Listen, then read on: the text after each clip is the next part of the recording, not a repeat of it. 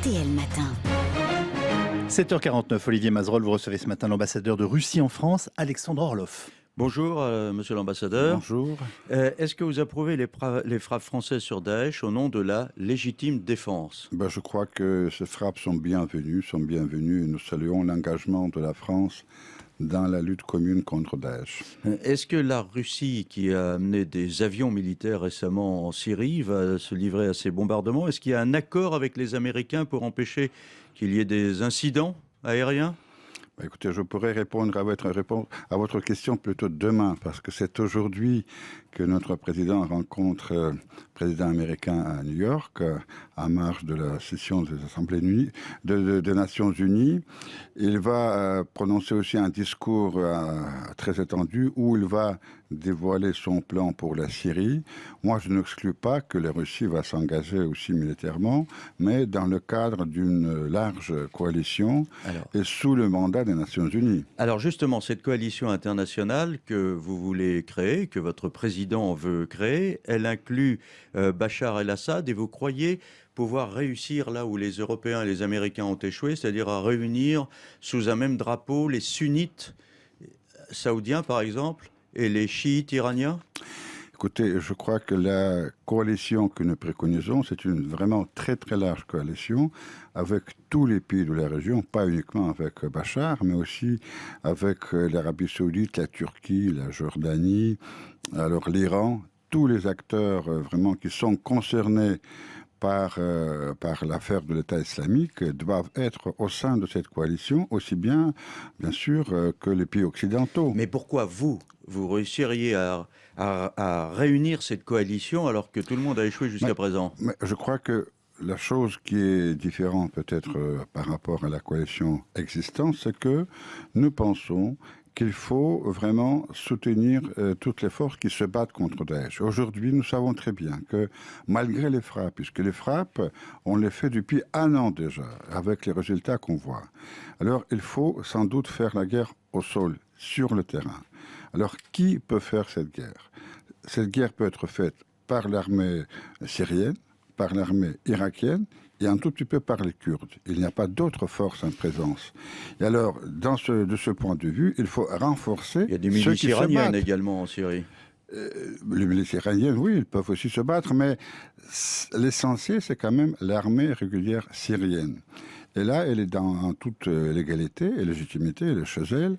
Et là, il faut la renforcer. Sinon, ça sera un autre tour à venir se battre sur place, sur le terrain. Dans la coalition, vous incluez la France, j'imagine, mais la France qui dit on ne veut surtout pas renforcer Bachar el-Assad, qui est un criminel. Écoutez, moi je pense que quand même le discours de la France est un peu plus nuancé. Et certes, la France ne veut pas... Laurent Fabius, encore avant-hier, a rappelé que Bachar el-Assad avait été qualifié de criminel contre l'humanité par le secrétaire général de l'ONU. Alors, moi, je crois qu'il y a des priorités à faire. D'abord, il faut sauver ce qu'on peut sauver, c'est-à-dire la Syrie, le pays, puisque le pays est menacé. Si on continue à faire une querelle autour des figures politiques, on peut tout simplement perdre le pays. Et toute notre discussion n'aura plus aucun sens. Alors, d'abord, sauver la Syrie, et après, assurer les processus démocratiques qui vont permettre au peuple syrien à choisir leur chef. C'est pas à nous, ni à vous, ni à nous. Vous voyez les élections libres en Syrie ? Écoutez, il faut travailler dans ce sens. C'est ça l'objectif. Il faut travailler pour avoir... Mais les élections libres ne peuvent pas être faites du temps de guerre. Vous imaginez, pendant la guerre, c'est difficile. Mais est-ce qu'elles peuvent être réalisées, ces élections libres, sous l'égide d'un régime Assad ? Parce que si on cumule le palmarès du père et du fils, en Syrie, ce sont des massacres, des prisons remplies, des actes terroristes, y compris à l'étranger, y compris en Europe. Et avec ces gens-là, on peut imaginer des élections libres ? On n'a pas d'autres. Regardez ce qui se passe dans l'opposition syrienne. Depuis 5 ans, elle ne peut pas s'entendre. Comment voulez-vous assurer la transition politique vers autres gens, vers d'autres personnes, s'ils ne peuvent pas s'entendre entre eux? Moi, je pense qu'il faut travailler ensemble. On a déjà commencé à le faire à Genève, je crois, il y a 3 ans. Il y a eu un communiqué de Genève qui prévoyait justement une transition politique, mais on est encore très très loin de ça. Hélas, un jour on y arrivera, mais il faut travailler ensemble dans cet objectif.